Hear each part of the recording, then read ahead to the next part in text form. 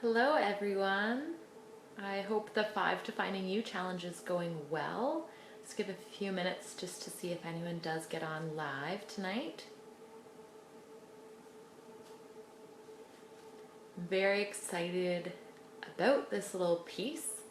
I love what Bernice provides for everyone.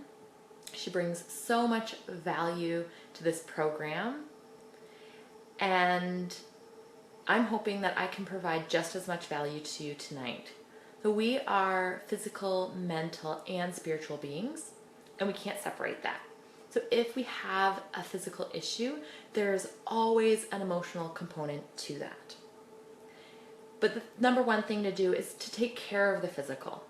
And Bernice does that fabulously. So she provides the workouts, the foods, ridding your home of toxins, making sure that you're getting the balanced meals. So if you're doing all those things correctly, so you started your day with a workout, you've been drinking enough water, you had enough rest from the night before, and your eating was fabulous throughout the day, and now it's the evening and you open the fridge and you're like, I want something else. And you say to yourself, if I just had maybe something crunchy, then I'll be satisfied. Or if I just have something small that's sweet, then I'll be satisfied. If you ever find yourself using those phrases or something similar, if I just XYZ, then I'll be satisfied, happy, healthy, whatever that might be. So the if I just, then I'll.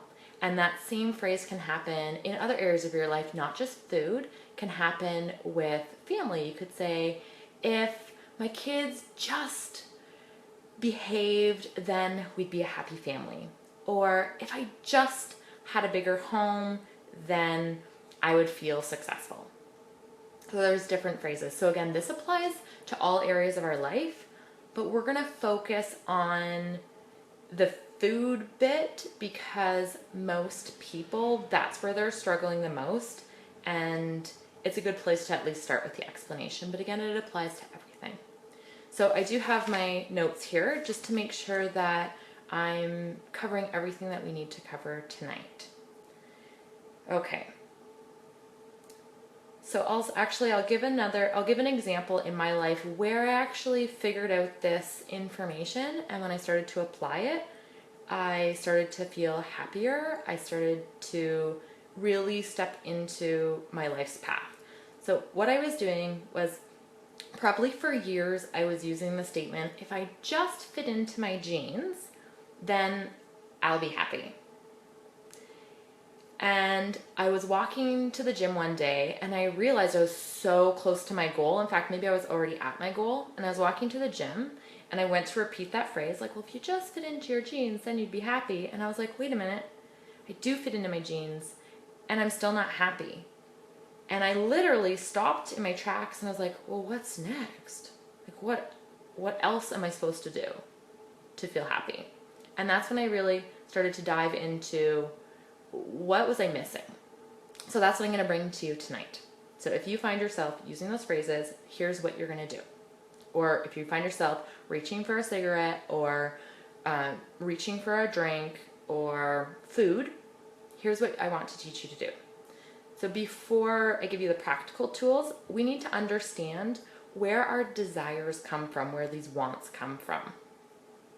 These wants, they're actually emotional needs, and our desires come from our heart.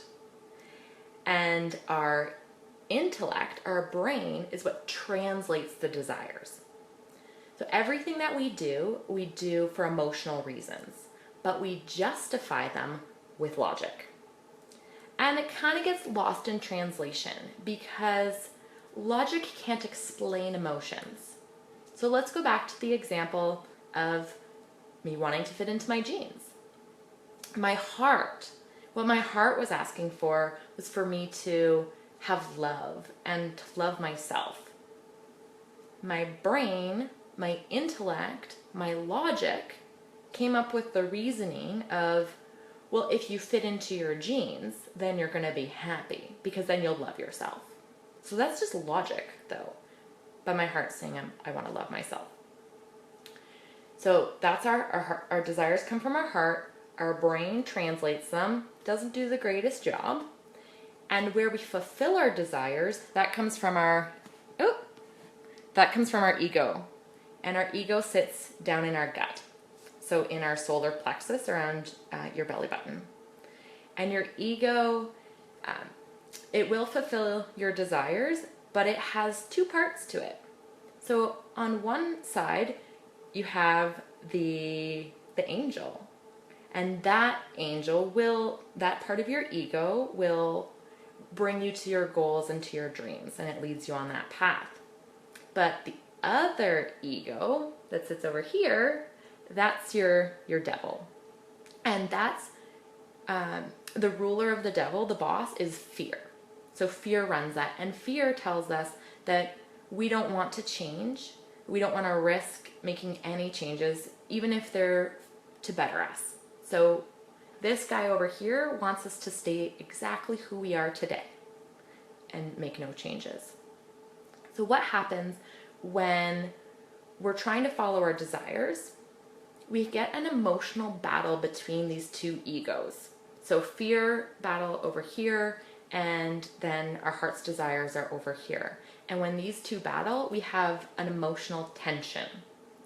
Or you feel a void because we're not filling our heart's desires. When you have this emotional tension, the very first thing that the intellect wants to do is break the tension, and it will choose things that are quick and easy. So it could choose that you reach to the fridge and have something sweet, because that will temporarily distract you from that emotional tension, from what your heart really wants. Or you might grab your phone and flick through Facebook, scroll through the news feed, because that temporarily breaks that emotional tension. So how do we break this cycle? It comes with awareness. So when we can actually tell the difference in the voices, or when we can even identify the voices, a lot of times they're just spinning so fast that we're just clueless. We're just mindlessly walking through life. So when we can identify them, that empowers us to make choice. We can't make choice if we don't know there is a choice. So I'm going to teach you a tool so that you can find what your heart is really asking for, and not necessarily the end result. Because our soul is taking us on a journey, so what we're looking for is just the next right step. What is the next right thing that you need? What is an emotional need that maybe isn't being fulfilled? That's what we want to find out. So to find that out, unfortunately, we have to sit through the tension. So I'm going to empower you by giving you a tool so that you can make better reasoning. So before we go into that tool, I'm just going to come back to the example. So again, when I wanted to fit into my jeans, I needed to feel self-love. That was the real heart's desire. But my brain said, fit into the jeans. When I felt the emotional tension, I did turn to the fridge. I would snack, and I never felt fulfilled by the snacks. So I learned how to hear my intuition. And my intuition, I'd ask it questions. So I would ask after I've eaten a nice meal and I wanted something sweet, I would ask my intuition. So if they have like a little candy bar, I would ask, will this satisfy me? Yes or no? Now my intuition is different than my logic. So my intuition would give me a no, this is not going to satisfy you. And it became very clear. So I still didn't know what would satisfy me, but I at least had the power then to say, this candy bar actually won't satisfy my desire, my need, or my emotion. So I can put that down, sit with the tension, and just see what happens. Okay? So that's the yes or no for the angel side. But remember, there's another side to the ego, and that's the side that wants you to stay exactly who you are, and that sits over here. So sometimes And usually would be more with, not so much with food, but let's say it was a major life decision. So maybe a career change. Learn to ask your intuition. If I make this career change, will this satisfy me, yes or no? And maybe I get a no. My second question then is to ask, is this decision made in fear, yes or no? And if I get a yes, that it's made in fear, then I go back to that question again and I say, if I remove fear, should I make this career change, yes or no? And that way I can differentiate again between fear and what my heart desires. So what we're going to do is we're going to actually do an activity so you can find your yes and your no, so that when you're either looking at your food or any life decision, you aren't just temporarily filling that void. So what I want you to do is, we're going to close our eyes. We're going to do some breathing first, just to calm our minds, calm our bodies, tap into the sensations, and then we're going to insert the little bit of activity. So we'll close our eyes. I'm going to keep mine open. So close your eyes. Take a nice deep breath in. Exhale completely. Again, take a deep breath in. And exhale.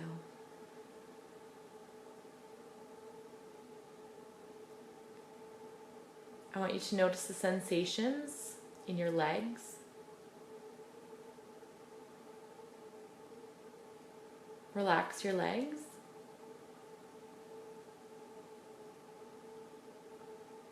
Notice the sensation in your hands and your arms. And relax your arms.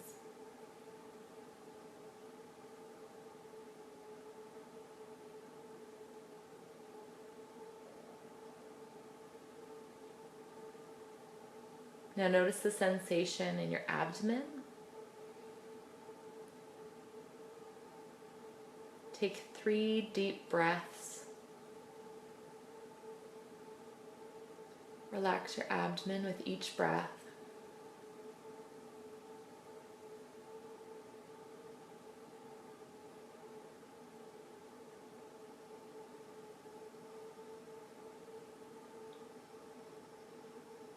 Expand your chest with each breath.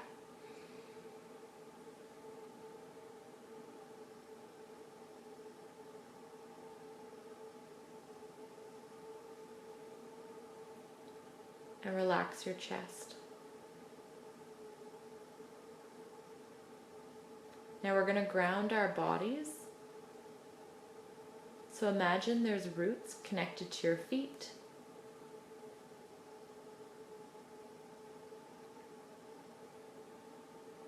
There's roots connected to your hands. There's roots connected to your pelvis, your sacrum. And imagine these roots growing down into the earth. So they're moving through the layers of your home. If you have a basement, they're going through the basement, going through the foundation. They're going into the earth, all the way to the center.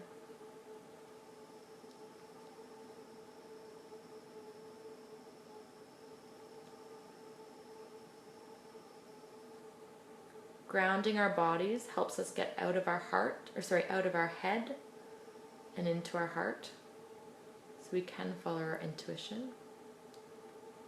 Continue to feel those roots. And as you inhale, imagine you're pulling energy up the roots into your body. And as you exhale, you're relaxing and releasing old, stagnant energy down the roots and into the earth.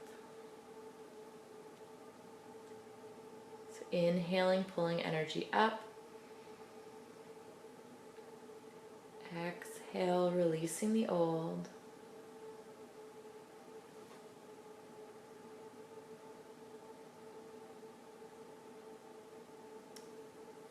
Bernice, am I unfrozen?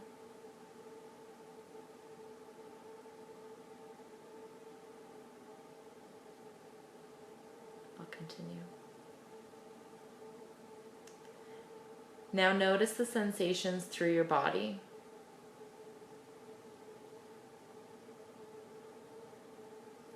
Perfect. Now I want you to think of one person that you truly love. Continue to think of that person that you truly love and feel where in your body you feel those sensations.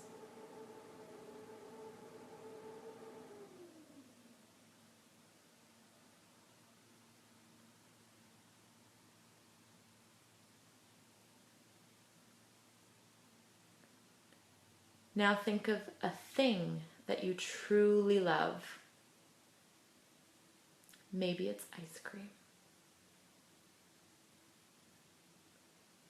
Continue to think of that thing and the person that you truly love and notice where you feel those sensations in your body.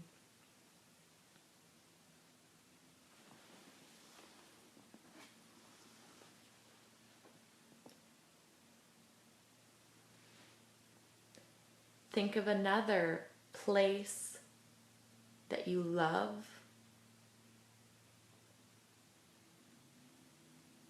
and notice where you feel those sensations in your body. Continue to think about a place you love, a thing you love, and a person that you love, and notice where you feel that in your body. Let that feeling grow and expand. Notice where that sensation is in your body.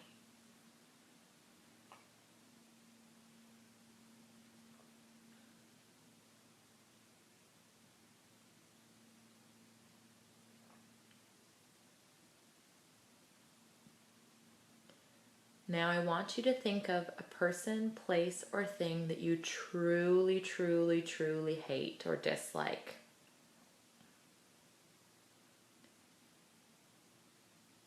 And notice where you feel that in your body. Let that feeling grow.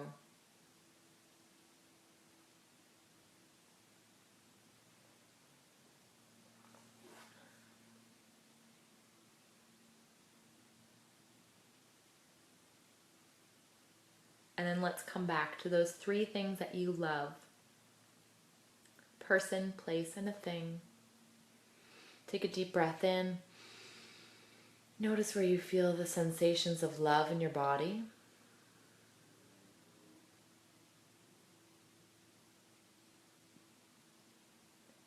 And now let's come back to that person, place, or thing that you detest.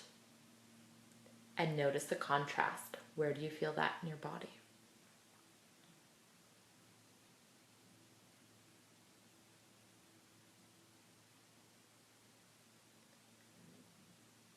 And let's come back to that person, place, and thing that you love. Take a nice deep breath in. And notice where you feel that in your body.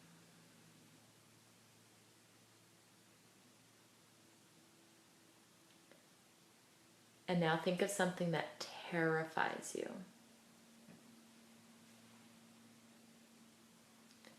And notice where you feel that in your body. Let that feeling grow.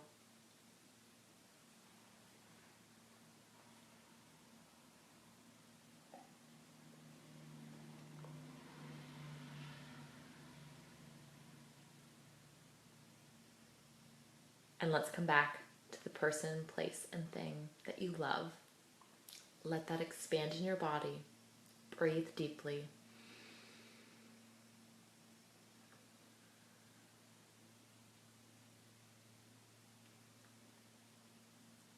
And then you can slowly open your eyes.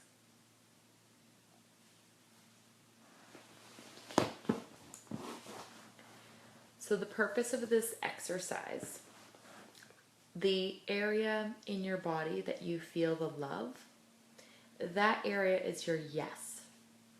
And the area where you feel the detest or the hatred, that's your no. So those are your extremes.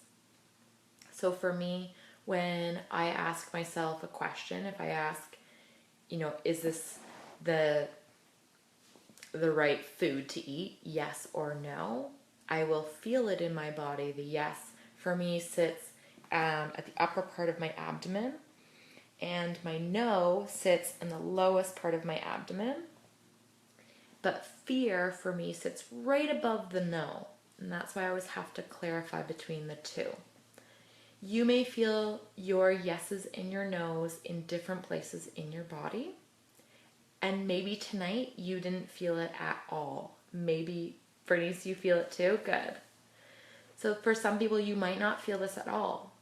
But again, this is a practice. So over the next couple of weeks, continue to practice the yes and the no feeling. So feeling the love in your body and then feeling the detest or the hatred in your body.